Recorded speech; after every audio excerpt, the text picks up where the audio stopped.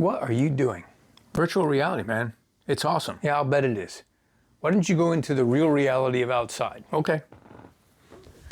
Take off the goggles first. Now, back before the advent of virtual reality, if you wanted to see things in 3 dimensions, you needed some kind of lenses. And in the 1800s, that looked like this, a stereoscope. In 1861, Oliver Wendell Holmes, yes, that Oliver Wendell Holmes, created a streamlined, more economical viewer. And the stereoscope's pretty simple. You had 2 prismatic lenses, a handle to hold on to, and a slot to put the stereo cards in. I've actually made stereo cards from current photos using the computer. Pretty simple to do. The other option was to grab a set of colored glasses, like these, to view anaglyphs.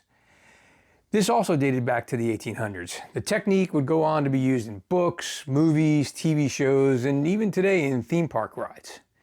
But as a kid, back in the 50s, you could grab your edition of Captain 3D, put on the cardboard glasses that were included, and jump into the world of 3 dimensions. Through space, through time, and into the 3rd dimension leaps Captain 3D.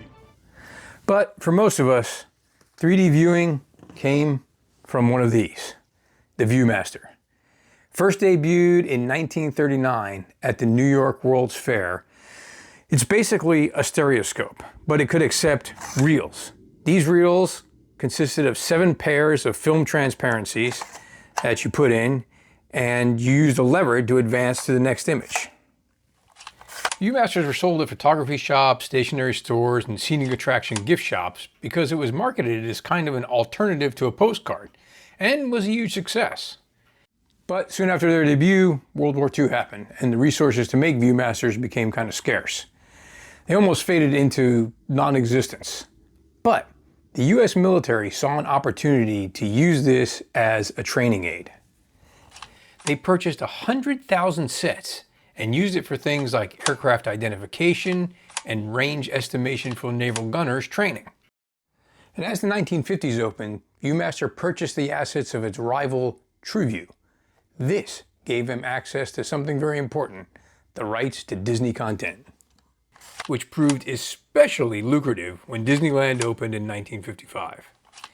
The Viewmaster has become part of pop culture as it appears in TV shows, movies, music videos, and heck, even Homer Simpson has one. More than 1.5 billion reels have been produced, which if you laid those out end to end, the distance would be greater than the distance from New York to Hong Kong. Since 1939, 25 different variations of the Viewmaster have been made. These included a talking Viewmaster and even a Viewmaster projector, kind of like this one.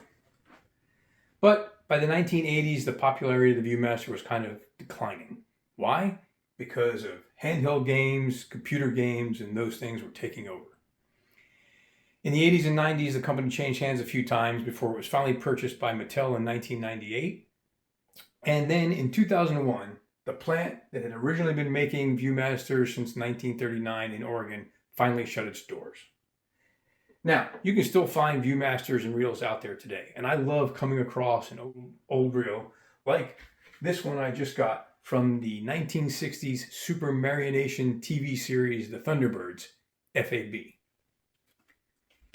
It's pretty low-tech, I'll admit it, but I love grabbing a reel every now and then, sitting down, and just like Captain 3D, jumping into the 3rd dimension.